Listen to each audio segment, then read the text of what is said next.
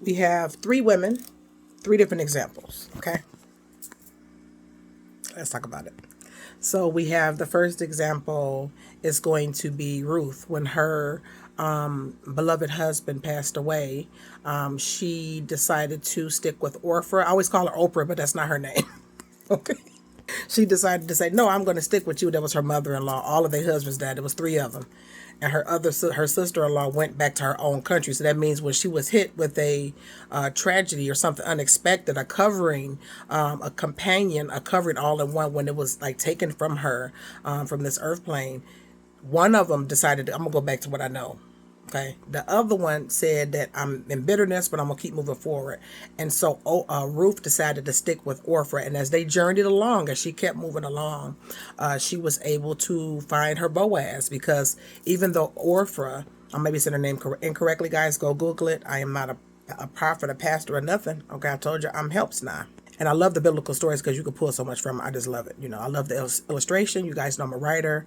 I've written over like 12, 13 self-published books. I just love writing. I love reading and stuff like that. Okay.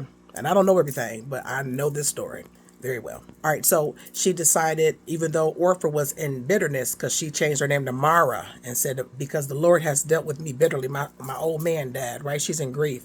She did not allow her grief not to be able to show another young lady, even though the young lady was her daughter-in-law. Her son and her husband had died. Orpha's dead, who's changed her name to Mara.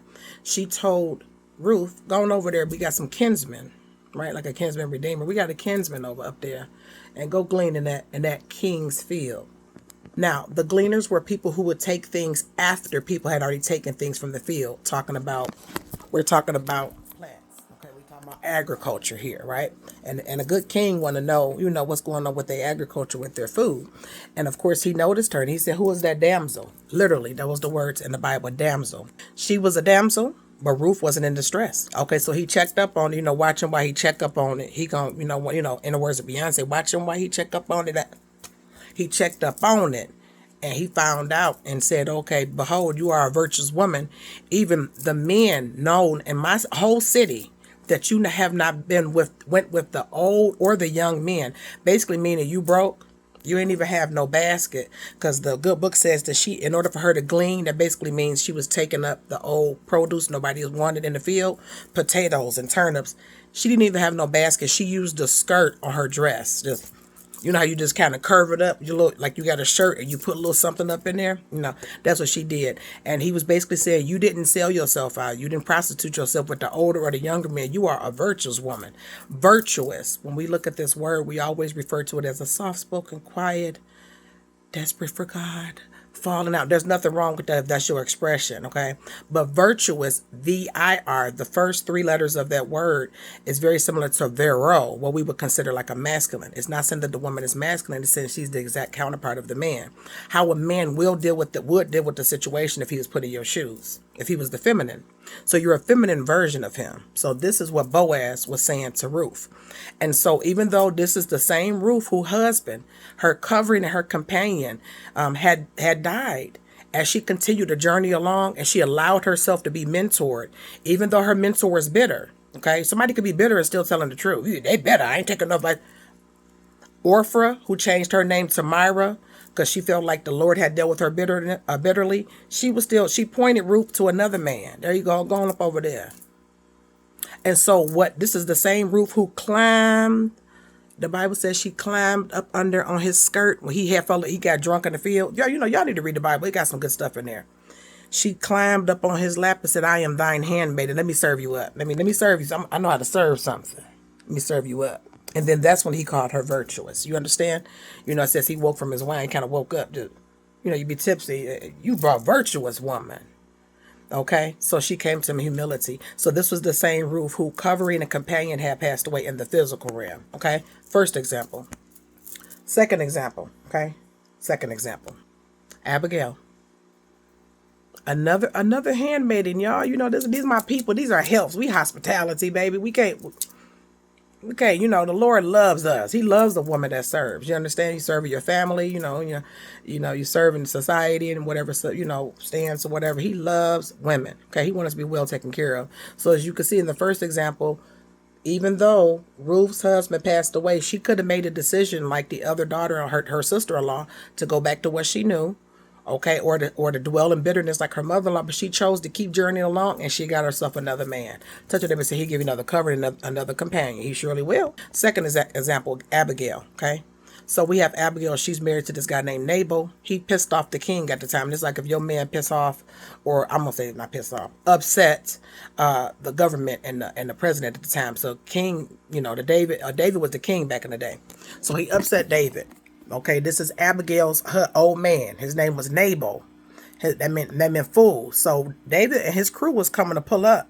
Okay, like the government pulling up to your house to do a SWAT. He was about to pull up and he was about to handle that business. So Abigail, who was a handmaid, said, get all of the food that you can. Give me some raisin cakes, give me some wine. And it said, the Bible says she hastened on her ass. I'm not lying. ASS. That means she rode a donkey. She got up on that donkey and haste. That means she hurried up. And she fell down and she had to take accountability for a man that was running her household like a fool. That man was King David. And in the end, I think Nabal, let me look up what happened to Nabal. I believe he passed away.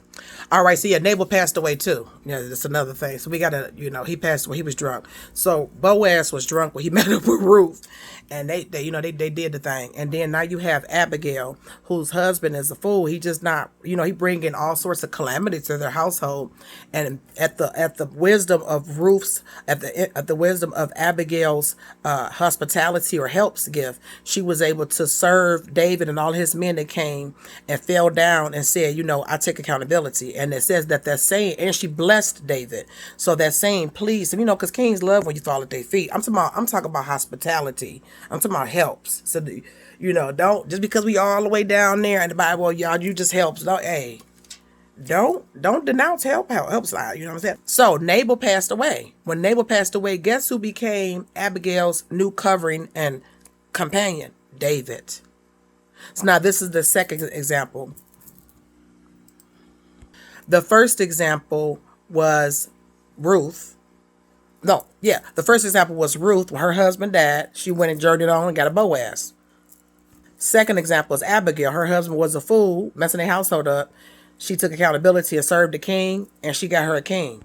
The third example is hypothetical, but it still is revelatory because, it happens in everyday life, okay? The third example, okay, is just a woman. If you are with someone, or a man, but we're talking about women because I'm a woman.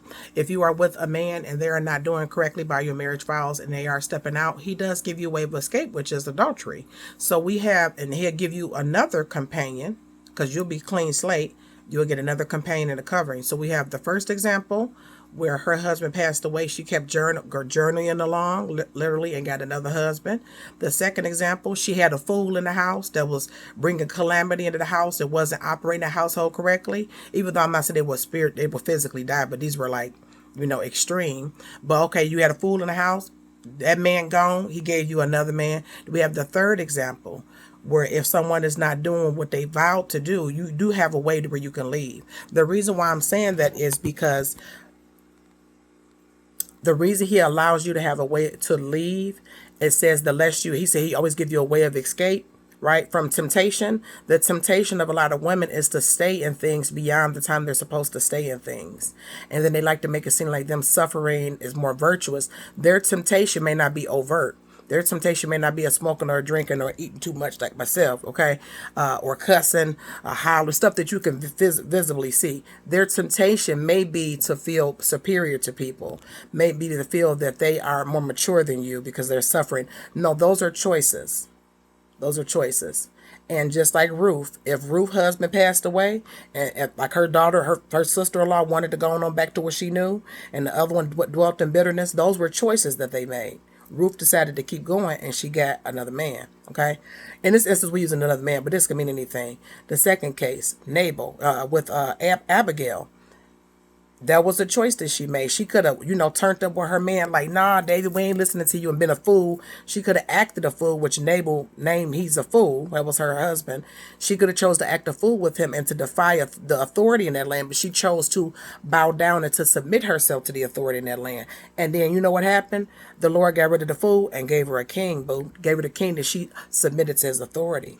Third example, if someone is not saying, I vowed that I'm going to be with you, we're going to do this, whatever y'all vows and stuff is. If they are not meeting their end of the contract, because that's what a covenant is, they have broke the contract. So if you choose to stay after that contract has been broken, that is a choice that you make, right? So we respect everyone's choices. So your choice to stay, if you Ruth, and you choose, or if you was one of Ruth's sister-in-law or mother, you choose to be in bitterness after your man passed away, or you choose to go. I mean, I'm gonna go back to what I know. Whatever, I'm going back home like her sister-in-law. That's a choice. Ruth chose to keep going. If you like, and while I'm with Abigail, if you chose to act a fool with your man and y'all both just gonna be, out of order and chaotic when it comes to dealing with, authorities in the land and acting a fool and tearing your household up, or if you chose to be like Abigail and to submit yourself to that authority and show humility and accountability, those are choices you choose to make. There's two different choices and everything. Or if you like the hypothetical situation where if you're in a situation and a person is breaking their commitment to you and you choose to stay, that is a choice. That's a choice, right? So depending on whatever choice you want to make as a woman or the other woman made, those are choices. So that's what I mean about not being judged. You could judge rightly. You could judge rightly and say, okay, you had a way out. Nobody made you do that. You chose to, right? So that doesn't make you more superior or more, really at the face of God, or you really know the things of God because you chose to stay somewhere where someone has clearly broken their contract. That's not what that is. That's a choice you choose to make, and you have a right to that.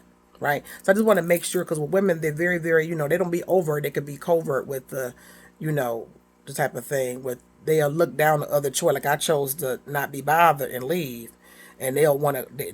They want to be able to judge you, and you're a single mom. Yeah, you can be a single mom too if any of those three things happen to you. If you have a husband or something that passed away, if you have one that's acting a fool and it ain't for your household, or if they step out on you.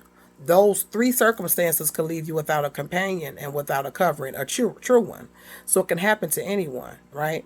So I just want to make sure as women, when we're trying to converse with each other, when we're trying to relate, judge rightly, and then respect each other's choices. You can think that they stupid, think whatever you want to think, but judge rightly. The good book says that we are supposed to, the older women, because I'm auntie, teach the younger women how to love their husbands, how to be keepers of home, and how to love their kids, right? That's what our teaching metrion there.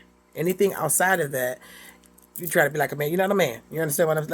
Let the man handle that. You understand? I'm just saying, right? So in essence of teaching someone, maybe you are a married person, you could teach people how to love their husbands. If you chose to stay in your commitment after someone has stepped out on you, even though you had a way out, like an open door, you chose not to take it, then you can speak from that place of humility. You don't speak from that place and I've been with, 8 years and 10 years and I have staying power. No, that's a choice that you chose to make. Somebody else may not make, there might have been a temptation to be like, you know what, I can't be around this. So I'm going to take this way out.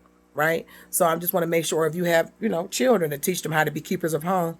If you have a small home or a medium home or a bigger home, we all got to clean the house up, whether you have maids doing it or you doing it yourself, if you have kids helping you to do it. And we all got kids, whether you got 5, 10, 15 kids, we all have children. So these are different choices that we make in life. One is not better than the other. It's just something that you're more comfortable with. So when we are trying to relate, I know the sister girl and the women's movement is like down. There's a lot of covert competition and overt competition over men. We all want the same thing at the end of the day. We want a covering. We want to feel safe. And we want to love a man. And if you like me, you want to love a black man. Because I think there's no other man on the planet that's better than a black man. Peace to all the other ones. I am contrived to other things. I have other races that's inside of me. But I love me a black man. So we all want that, right? So however road or path you have to take to get that, and what choices you make while you're in that, whether they're good for you or not, let's come together as women and let's show a little bit more compassion and respect for other people's choices. It wasn't a mandate by God. That's something you chose. You guys have a wonderful day. Peace.